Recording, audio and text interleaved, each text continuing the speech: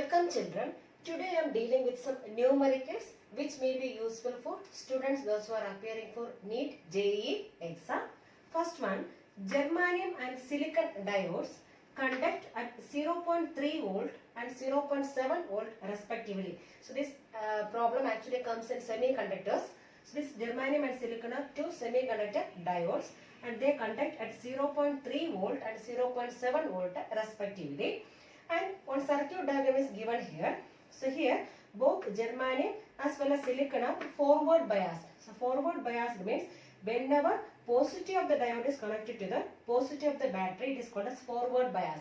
So at that time current will pass through the diodes. So only when the diodes are forward biased, current will pass. So here in this case both germanium as well as silicon are forward biased because positive of the germanium is connected to positive of the battery. Similarly, positive of the silicon is connected to positive of the battery. So both the diodes are forward biased. Then suppose if the germanium diode is reverse biased. So if you are reversing this germanium diode, so at that time what is the change in the output voltage V0? So V0 is the output voltage and this 5 kilo ohm represents which one? The output resistance. So we have to find the change in output voltage when this germanium diode is reverse biased. Okay. So whenever the diodes are forward biased, current will pass, and whenever diodes are reverse biased, current will not pass. So initially when both the diodes are forward biased, we have to find which one? The output voltage. Then when germanium diode is reverse biased, again you have to find which one? Output voltage and find the difference. Okay. So first step.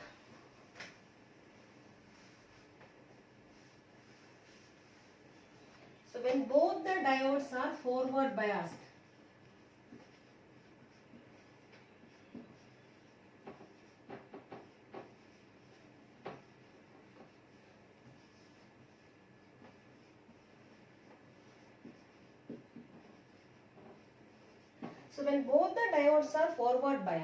and this current can take both the paths, but see here the potential drop across germanium is 0.3 volt. It's less.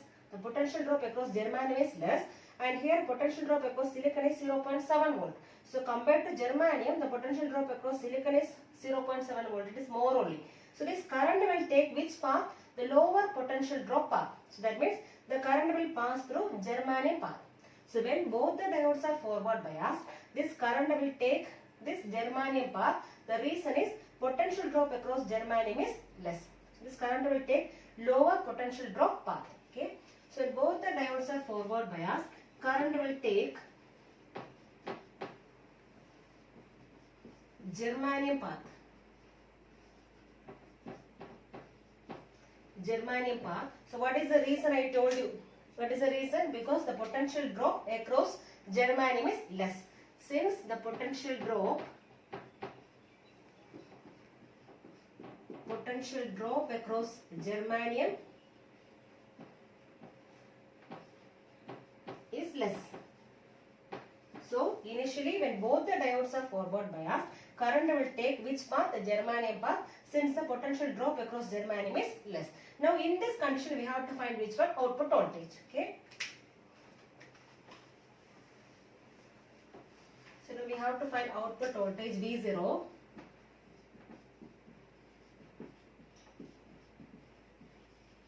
V0 equals, so we know the formula for potential difference. V equals, what is the formula according to Ohm's law? I into R. I into R. So here also we are using the formula I into R. So R is the output resistance that is given here, 5 kilo ohm. And this current we don't know. So we have to find this current. So how will you find current? Current I equals, we know from here, I equals V by R. I equals V by R. That means potential drop divided by resistance. So instead of current, we can put potential drop divided by resistance. So instead of I am putting here potential drop divided by resistance. The same Ohm's law we are using here. Resistance into, again one more resistance is here, into resistance. That is equivalent to, so what is the potential drop across this germanium? So what is the input voltage? The input voltage is 12 volt. So this input voltage is 12 volt, and what is the potential drop across this germanium? 0.3. That means what is the net potential drop?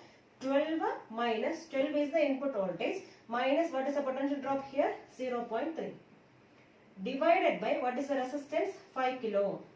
5 into, so what is the resistance again? 5. So this is the net potential drop across which one? Germanium. That means 12 volt minus how much? 0.3. So it's now 5 and 5 will cancel. Remaining we are getting 12 minus 0.3, that is 11.7 volt. So this is the potential output voltage when this both the diodes are forward biased. So when germanium and silicon diode both are forward biased, so at that time what is output voltage? 11.7 volt. Similarly, we have to find the output voltage when this germanium diode is reverse biased. So next step,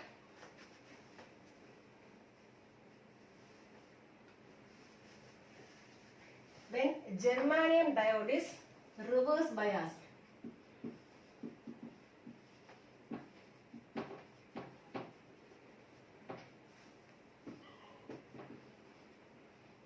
so when germanium diode is reverse biased, current will not pass through which one? Germanium, because the current will pass only when the diodes are forward biased. This is negative and this is positive. So germanium diode potential drop is 0.3 volt, but the potential drop is less only, but this negative of the diode is connected to the positive of the battery. So this germanium diode now will not conduct current. So now this current will take which path? Silicon path. Okay. So when germanium diode is reverse biased, current will pass through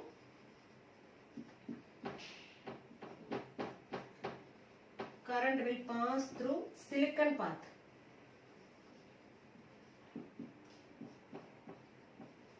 What is the reason? Since germanium is reverse biased, the current will not pass through germanium. So it will take which path? Silicon path. Now we have to find again which one? Output voltage. The same formula. So output voltage, that is what is the formula? It is given here. V0 equals I into R. That means I, how will you find out? Potential drop divided by resistance into resistance. Now what is the potential drop? So here now current is passing through silicon path. So what is the input voltage now? 12 minus what is the potential drop across the silicon?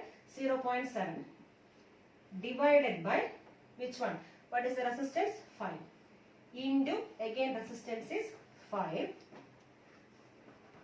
So 5 cancel. Remaining we are getting 11.3 volt. So this is the output voltage when germanium diode is reverse biased. So now what is the difference? Difference in output voltage when this germanium diode is reverse biased. So what is the difference now? So initially, so difference in output voltage.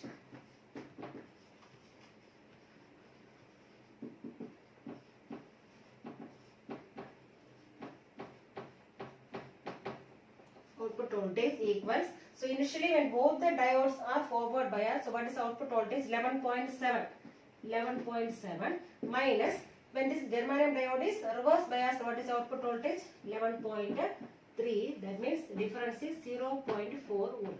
So this 0.4 volt is the difference in output voltage when this germanium diode is reverse biased. So when this germanium diode is reverse biased, what about this output voltage, whether it is increasing or decreasing? Decreasing. So whenever germanium diode is reverse biased, output voltage will be decreasing. So when output voltage is decreasing, what will also decrease? Output current also will decrease. So when germanium diode is reverse biased, output voltage as well as output current decreases.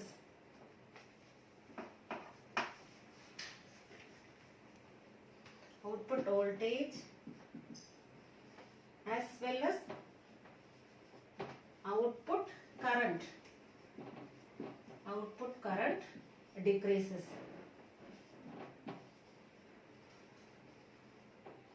So when this germanium diode is reverse biased, output voltage as well as output current decreases, because we know potential difference is directly proportional to which one? Current. So when this output voltage is decreasing means current also will normally decrease. Okay, so when this germanium diode is reverse biased, output current as well as output voltage will decrease. Okay. Now, second problem. In amplitude modulation of audio frequency 700 Hz. So, audio frequency is given here as 700 Hz and we have to find the appropriate carrier frequency. So, we should know what is the range of carrier frequency. So, this range of carrier wave frequency lies between 500 kHz to 1600 kHz. And we have to check with each options here with this range. Okay. So, first of all, 5 megahertz. The first option is 5 megahertz.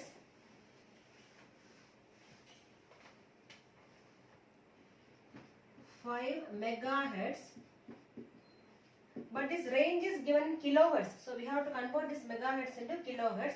So 5 megahertz means 5 into 10 cube. So we have to multiply by 10 cube. That means 5000 kilohertz. And this 5000 kilohertz will not come in this range. That means this is not the proper answer. Then second one, 1000 megahertz. 1000 megahertz. This also we have to convert into kilohertz. That means 1000 into 10 cube. You will be getting 10 raised to 6 kilohertz. 10 raised to 6 kilohertz. So that is also the not the proper answer. This 10 raised to 6 will not come in this range. This is not the proper answer. Then third one, C, 350 kilohertz. This is actually in kilohertz only. This 350 will not come in this range. It is less than 500 only. So this is also not the proper answer. Now we have the last one, 1000 kilohertz. So last option is 1000 kilohertz. And this 1000 kilohertz lies in the range of 500 to 1600. So what is the correct answer? 1000 kilohertz. Then sometimes they will be giving like this. So normally this carrier frequency is always greater than audio frequency.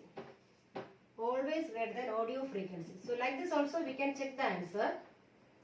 That means suppose here audio in one question it is given as audio frequency is given as some 1000 kilohertz and they will ask you to find which one? Carrier frequency. Carrier frequency we have to find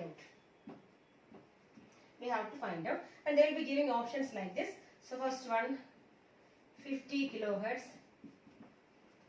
Then second one some 150 kilohertz. Then third one some 500 kilohertz. And fourth one is given as some 1500 kilohertz. Then what will be the answer? I told you this carrier frequency is always greater than audio frequency. So here audio frequency is given as 1000 kilohertz. So which value is more than 1000 kilohertz you have to check. So which one is more? This 1500 kilohertz is more. So that means this may be the answer. Suppose these options may be like this, means it may be easy. You can simply check. So which answer is more than this value, so whatever is given. So since carrier frequency is always greater than audio frequency, we can check like this also. Okay. Now third problem. What is the maximum line of sight distance? That is LOS means line of sight. So line of sight distance DM between the transmitting antenna of height HT. So HT is the height of transmitting antenna and receiving antenna of height HR in LOS communication. So here R represents the radius of the end. So we should know what is the covering distance, or we can say it is the horizon, radio horizon of which one? Transmitting antenna as well as for which one? Receiving antenna. So this covering distance,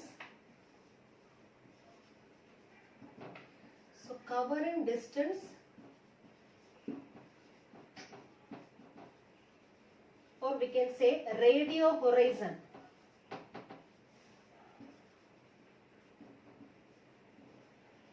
Covering distance or radio horizon means maximum distance it can cover. The covering distance or radio horizon for which one? For transmitting antenna. For transmitting antenna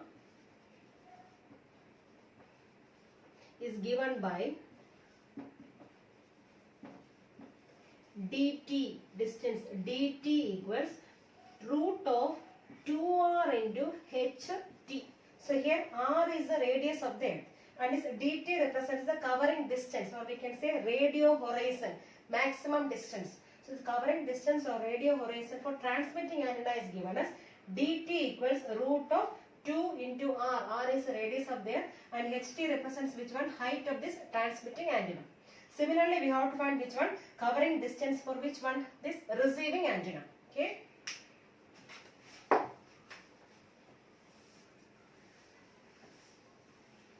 So covering distance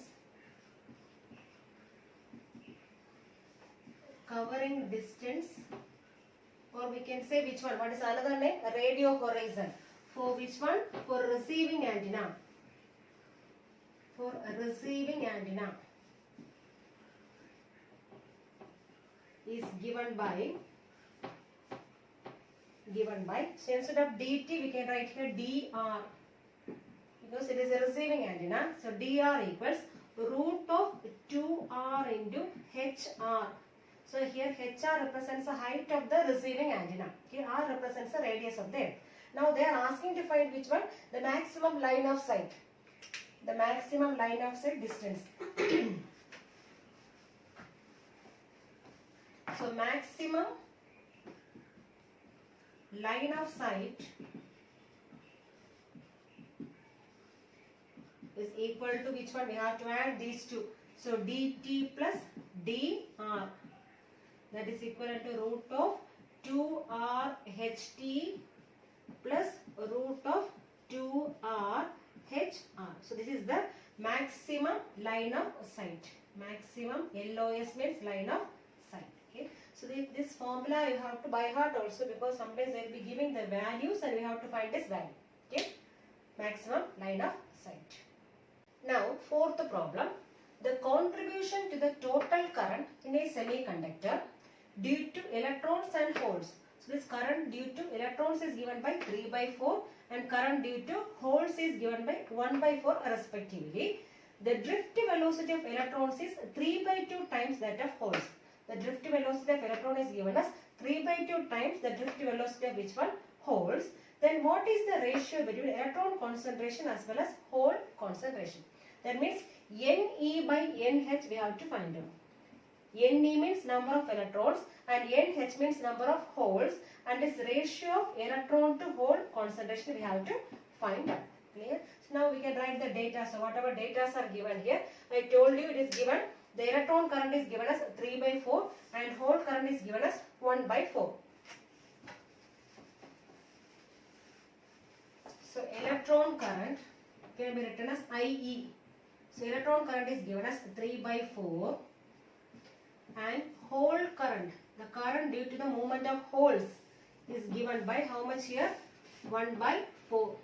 And this holes means it is the deficiency of electrons. So whenever electron is deficient, it can be called as which one? Hole. No, so IE is 3/4 and IH is 1/4. Now what else is given?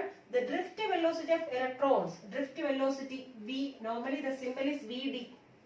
So VD is a symbol for drift velocity. So here it is given the drift velocity of electrons. So VE, drift velocity of electron is given as 3/2 times which one? The drift velocity of holes. That means VH. So VE equals 3/2 times VH. So here VH means drift velocity of holes and VE means drift velocity of electrons. Now what we have to find out? We have to find Ne by Nh, the ratio of electron to hole concentration. So Ne by Nh we have to find out. So we have the formula for current. I equals, so already we are studying this formula in current electricity. NEABD. So I equals NEABD. So here N represents the number of charge carriers. Number of charge carriers. Charge carriers. And E represents the charge of electron. A represents area. And VD represents the drift velocity. Drift velocity. So Now I am writing the current due to electrons and holes. So first of all, current due to electrons, IE can be written as, so formula is NEABD. So I am writing here as NEA into B. So instead of BD I am writing here VE. That means drift velocity of which one? Electrons. Because I have taken here current due to which one? Electrons. Similarly I can write as IH. That means current due to which one? Holes. Is equivalent to, instead of Na I am putting here NH, number of holes, into E, charge of hole as well as electron. Both are having same magnitude only. Then A into, so instead of BE I am writing here BH. Okay. Now I am dividing these two. IE by IH equals NEEABE divided by NHEABH. This AA cancel, EE cancel. Remaining we have NE by NH into BE by BH. Okay. So already we have the values for IE, IH. So I am substituting the values here.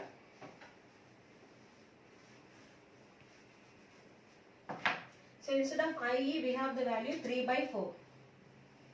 So 3 by 4 divided by IH, what is the value? 1 by 4. 1 by 4 equals, so we don't know the value for which one? NE and NH. NE by NH into, what is BE by BH? So here it is given BE equals 3 by 2 into BH, or we can say BE, this BH I am taking here. So BE divided by BH can be written as how much here? 3 by 2. 3 by 2. So instead of BE by BH, what we can write down? 3 by 2. Okay. Now this one simplifying will be getting. So 3 by 4 into 4 by 1. Taking reciprocal and multiplying equals NE by NH into 3 by 2. So this 4 cancel. Remaining we are hitting 3 equals NE by NH into 3 by 2. So I am multiplying this quantity here. So like this 3 into 2, how much will be getting? 6. This will be coming down. 6 by 3 equals how much here? NE by NH. So I am multiplying this 2 here. That means 6 divided by this 3 is coming here only. So 6 by 3 equals what we are getting? NE by NH. That means NE by NH equals 6 by 3 means how much here? 2 by 1. Or we can write in ratio as 2:1. So this is the ratio of NE and NH. That means number of electrons to number of holes. 2:1. Now fifth problem. In a common emitter amplifier, the input resistance and output resistance are 200 ohm and 500 ohm respectively. So input resistance is given here. Input resistance R input is given as how much here? 200 ohm. And output resistance is given here as how much? 500 ohm. And the voltage gain is given as, voltage gain is given as 50. Then we have to find the power gain. So this input resistance, output resistance is also given here, as well as voltage gain is also given. We have to find the power gain. So we know the formula for power, P equals V into I. That means power gain, how will you find power gain? Equals voltage gain into current gain. Okay. So voltage gain is already given here. So we have to find which one now? Current gain we have to find out. So how will you find out? We have the formula, Ohm's law formula is there. V equals I into R. That means voltage gain equals current gain into resistance gain. Okay. So from this we can find which one? Current gain. So after getting current gain, we can multiply current gain with voltage gain to get which one? Power gain. Okay. So voltage gain equals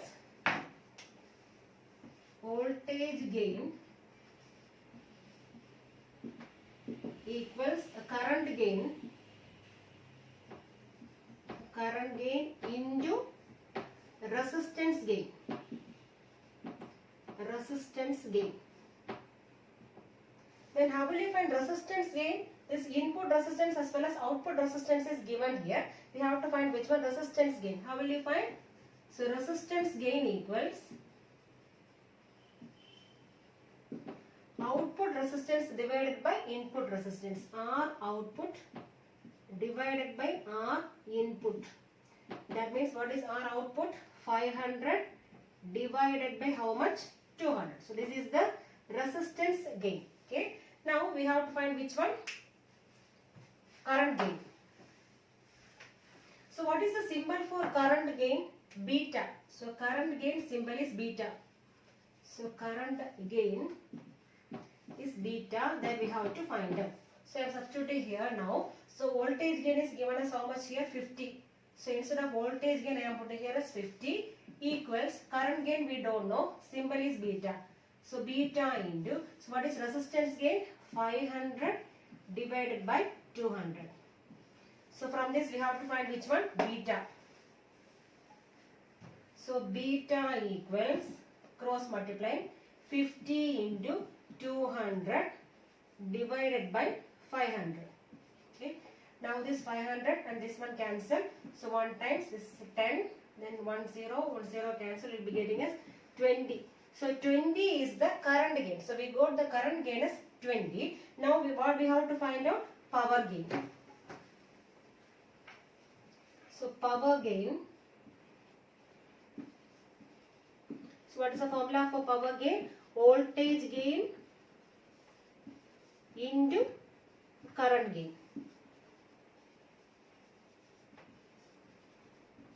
So what is the voltage gain? It is given here as 50. So 50 into what is the current gain? 20. So you will be getting as 1000. So 1000 is the which one? Power